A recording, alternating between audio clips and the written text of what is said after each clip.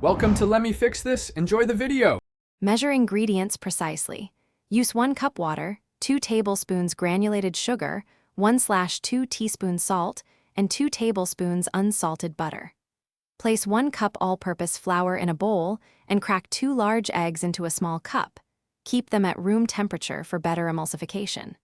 Preheat the oven to 425 degrees F and line 2 baking sheets with parchment paper. Fit a star piping tip into a large reusable piping bag or a disposable bag with the tip secured.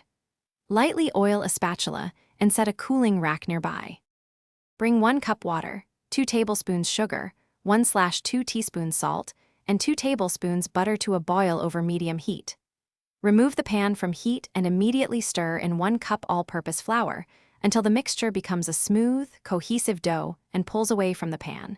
Cool the dough for 2 minutes to avoid scrambling eggs. Beat in 2 large eggs one at a time until the dough is glossy and elastic. Transfer to the piping bag and pipe 4-inch strips onto the prepared parchment.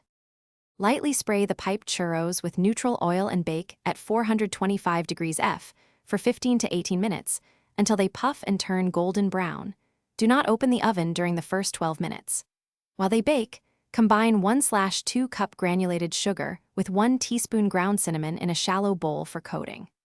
Remove hot churros to a cooling rack, then toss them in the cinnamon sugar so the coating adheres. Serve immediately while crisp, or store cooled churros and reheat 5 minutes at 300.